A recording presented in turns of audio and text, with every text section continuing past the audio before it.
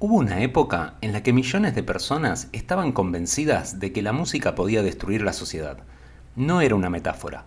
Hablamos de padres quemando discos, iglesias denunciando bandas como herramientas del demonio, programas de televisión asegurando que ciertas canciones podían volver violentos a los jóvenes, y políticos intentando censurar lo que una generación entera escuchaba.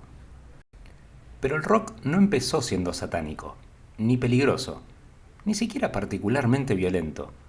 Al principio, solo eran unos tipos tocando música demasiado fuerte.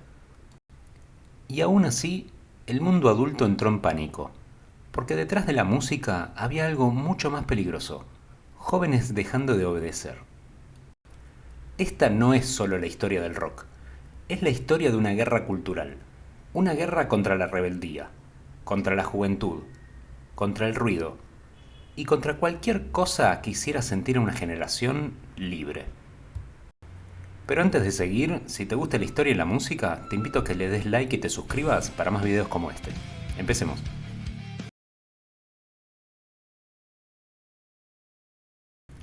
Después de la Segunda Guerra Mundial, Estados Unidos quería una sola cosa: tranquilidad. Familias perfectas, hijos obedientes, padres trabajando, casas prolijas y absolutamente nada de caos. Pero había un problema. Los adolescentes empezaban a existir como grupo social por primera vez en la historia, y tenían dinero, tiempo libre, autos y ganas enormes de diferenciarse de sus padres. Y entonces apareció algo nuevo, algo ruidoso, sexual, desordenado, algo que mezclaba el rhythm and blues afroamericano, country y rebeldía juvenil: el rock and roll. Hoy puede sonar inocente, pero en los años 50 esta música era vista casi como una amenaza social. Muchos adultos estaban convencidos de que el rock destruía la moral, incentivaba el sexo, volvía violentos a los jóvenes y literalmente podía arruinar la civilización. Y entonces apareció Elvis, o como algunos padres lo veían, el fin de Occidente. El problema no era solo la música, eran las caderas. En televisión nacional, en los años 50, básicamente un crimen de guerra para la moral conservadora de la época. Algunos programas directamente empezaron a filmarlo de la cintura para arriba para evitar mostrar cómo bailaba. Sí, el hombre era censurado por mover demasiado las piernas.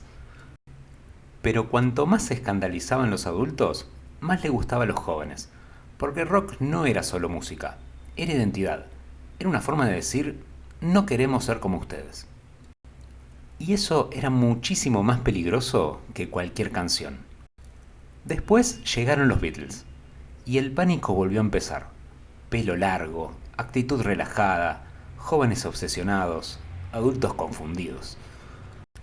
Hoy parecen completamente normales, pero hubo un momento en el que tener pelo largo como los Beatles era considerado casi un acto de rebeldía.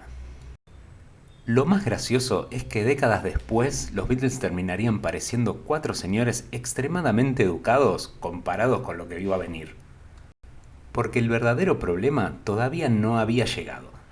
El rock estaba a punto de convertirse en algo mucho más grande que la música. Se iba a convertir en una amenaza cultural.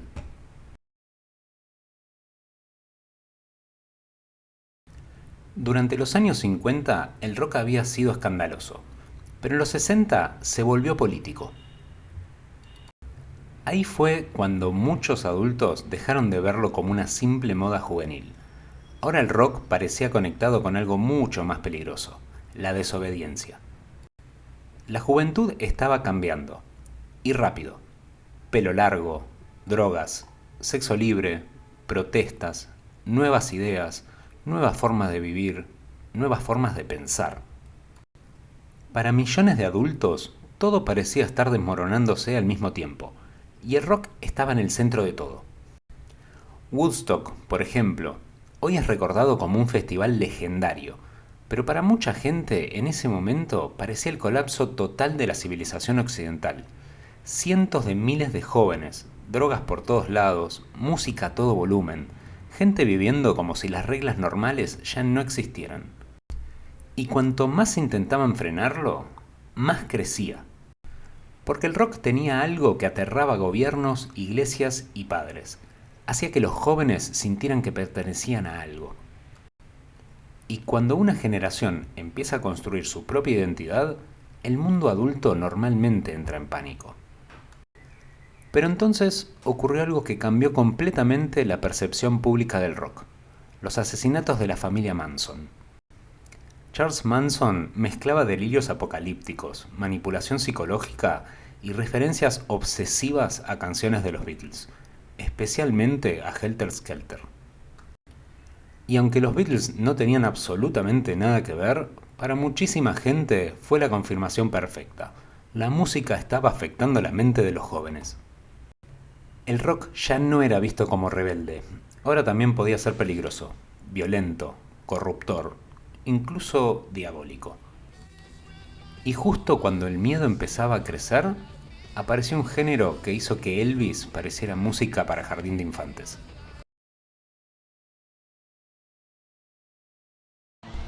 En 1970 apareció una banda que cambió completamente la relación entre el rock y el miedo. Black Sabbath no sonaba alegre, no hablaba de amor adolescente, no parecía pensada para tranquilizar padres. Sonaban amenazantes. Y eso no era casualidad. La banda venía de Birmingham, una ciudad industrial inglesa bastante deprimente. Ruidos de fábricas, contaminación, desempleo, un ambiente mucho más cercano a una película postapocalíptica que al optimismo hippie de los años 60. Incluso el sonido pesado de la banda nació por accidente. El guitarrista Tommy Iommi perdió parte de los dedos trabajando en una fábrica. Para poder seguir tocando, tuvo que aflojar las cuerdas de la guitarra, y ese sonido más grave y oscuro terminó ayudando a crear el heavy metal. El nombre tampoco ayudaba demasiado. Black Sabbath, literalmente sábado negro, sonaba más a ritual prohibido que a banda de rock. Y aunque muchas de sus letras en realidad hablaban contra las drogas o sobre el miedo y la paranoia, gran parte del público solo veía oscuridad, cruces, demonios y músicos vestidos como si acababan de salir de un cementerio. Después llegó Ozzy Osbourne, y honestamente parecía diseñado en un laboratorio para asustar a adultos. La televisión lo presentaba casi como una mezcla entre músico, drogadicto, líder de secta y posible sirviente del demonio. Y después ocurrió el incidente del murciélago. Durante un recital en 1982, alguien lanzó un murciélago al escenario. Ozzy creyó que era de goma, lo mordió y descubrió demasiado tarde que era real. Creo que es la peor campaña de relaciones públicas posible. Pero el verdadero caos empezó cuando el heavy metal se cruzó con algo mucho más grande: el pánico satánico. Durante los años 80, millones de estadounidenses empezaron a convencerse de que Satanás estaba infiltrándose en la cultura popular. Había rumores de cultos secretos, mensajes subliminales, rituales oscuros y conspiraciones demoníacas prácticamente en todos lados. Y claro, el heavy metal parecía el sospechoso perfecto, porque si veías a un tipo vestido de cuero negro, lleno de cadenas y gritando sobre el infierno, bueno, no hacía falta demasiado esfuerzo para que la televisión entrara en modo fin del mundo. Una de las teorías más famosas fue la del backmasking. La idea era simple. Algunas bandas supuestamente escondían mensajes satánicos reproduciendo frases al revés dentro de las canciones. Y sí, había personas pasando horas enteras escuchando álbumes al revés buscando mensajes demoníacos secretos. Básicamente una mezcla entre paranoia religiosa y gente con muchísimo tiempo libre. El problema es que el cerebro humano es excelente encontrando patrones aunque no existan. Si alguien te dice, acá dice adorá a Satanás, probablemente termines escuchando exactamente eso, aunque el audio suene como una aspiradora poseída. Bandas como Led Zeppelin fueron acusadas constantemente de ocultar mensajes demoníacos, y en 1990 Judas Priest incluso enfrentó un juicio. Los acusaban de haber escondido mensajes subliminales que empujaron a dos jóvenes al suicidio. El caso terminó desmoronándose, pero mostraba algo importante. Muchísima gente realmente creía que la música podía controlar mentes. Y mientras los adultos entraban en pánico, los jóvenes hacían exactamente lo contrario. Compraban más discos, iban a más recitales, y convertían al metal en algo todavía más grande. Porque cuanto más prohibida parecía una música, más atractiva se volvía, y la televisión estaba a punto de empeorar muchísimo las cosas.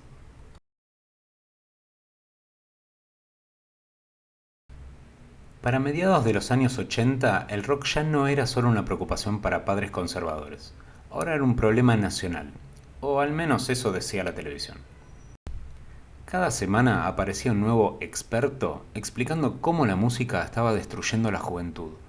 El metal volvía violentos a los chicos, el punk destruía la moral, el rock promovía drogas, y básicamente cualquier persona con pelo largo parecía estar a 2 canciones de invocar demonios. Honestamente, algunos programas trataban a los guitarristas como si fueran terroristas culturales. Pero el momento más importante de esta guerra llegó en 1985, cuando un grupo llamado PMRC decidió que había que salvar a los jóvenes de la música. El PMRC, o Parents Music Resource Center, estaba liderado principalmente por esposas de políticos muy poderosos de Washington, entre ellas Tipper Gore, sí, la esposa del futuro vicepresidente de Estados Unidos. El grupo creó listas de canciones que, según ellos, eran peligrosas. Para ellos, el problema era sexo, violencia, drogas, satanismo o cualquier cosa que pudiera escandalizar a adultos en televisión nacional. Y obvio, el heavy metal terminó convirtiéndose en el enemigo perfecto. El conflicto explotó cuando el Senado de Estados Unidos organizó audiencias oficiales sobre la música. Sí, políticos estadounidenses discutiendo letras de rock como si estuvieran investigando una amenaza para la seguridad nacional. Y entonces apareció uno de los momentos más increíbles de toda la historia. Dee Snider, el cantante de Twisted Sister. Imagínate la escena. Senadores vestidos formalmente, Washington, audiencias oficiales, y de repente entra un metalero gigante con pelo batido y ropa imposible de ignorar. Mucha gente esperaba que Dee Snider pareciera un idiota, pero ocurrió exactamente lo contrario. Se defendió increíblemente bien, calmado, inteligente y dejando bastante mal parados a varios políticos. Básicamente explicó algo muy simple. Los adultos estaban interpretando canciones de manera completamente paranoica. Otro que apareció fue Frank Zappa, y él directamente comparó las propuestas de censura con autoritarismo cultural. Pero aunque muchos músicos ganaron el debate públicamente, el daño ya estaba hecho. Porque de esas audiencias nació una de las etiquetas más famosas de la historia de la música, el Parental Advisory, advertencia para padres. La idea era advertir sobre contenido explícito, pero ocurrió algo inesperado. Para millones de adolescentes, ese sticker se convirtió en publicidad gratuita. Si un disco tenía esa etiqueta, probablemente era exactamente el disco que querías comprar. Y mientras políticos, iglesias y televisión intentaban controlar la música, algo mucho peor estaba por suceder. Porque pronto dejarían de acusar al rock de ser inmoral. Ahora empezarían a acusarlo de matar gente.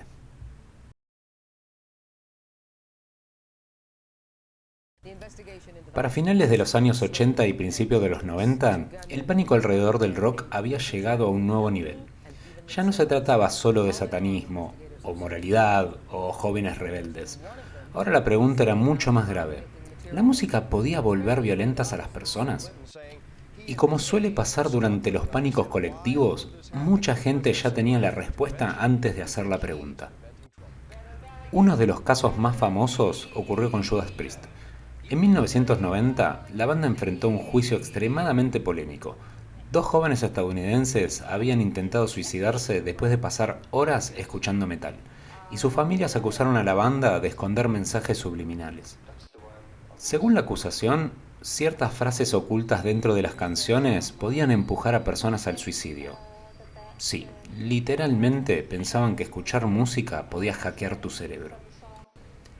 El juicio terminó fracasando, pero mostró algo bastante inquietante. Muchísima gente realmente quería encontrar un culpable cultural para problemas muchísimo más complejos. Y entonces llegó la década de los 90. Violencia en televisión, miedo urbano, pandillas, crisis sociales y medios cada vez más obsesionados con encontrar la causa de todo. Y honestamente, Marilyn Manson apareció en el peor momento posible. Su estética parecía estar diseñada específicamente para provocar pánico. Maquillaje extremo, letras provocadoras, simbología religiosa, shows incómodos. Todo en él gritaba: los noticieros me van a odiar. Y claro, eso fue exactamente lo que pasó. En 1999 ocurrió la masacre de Columbine, y casi inmediatamente parte de la prensa empezó a buscar culpables culturales. Videojuegos, películas, internet y especialmente Marilyn Manson. Muchos programas prácticamente lo presentaban como responsable indirecto de la masacre, aunque nunca apareció evidencia seria que conectara su música con el ataque. Y lo más interesante fue que la respuesta de Manson terminó siendo mucho más inteligente de lo que mucha gente esperaba. Cuando le preguntaron qué le diría a los responsables de Columbine, él respondió: no les diría nada, escucharía lo que ellos tienen para decir. Porque al final, culpar a la música era mucho más fácil que hablar de salud mental, aislamiento, violencia, bullying, acceso a armas o problemas sociales reales. Y además, la historia ya se había repetido demasiadas veces. Elvis, metal, punk, rap, videojuegos, internet. Siempre había un nuevo enemigo cultural. Pero lo más curioso es que la guerra contra el rock nunca desapareció realmente, solo cambió de forma.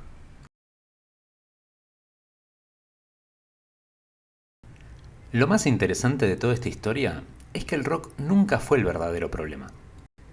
Porque cada generación tuvo su propio enemigo cultural, algo supuestamente capaz de destruir a los jóvenes. En los años 50 era Elvis, en los 70 el punk, en los 80 el metal, en los 90 los videojuegos, después el rap, después internet, y hoy probablemente sea TikTok.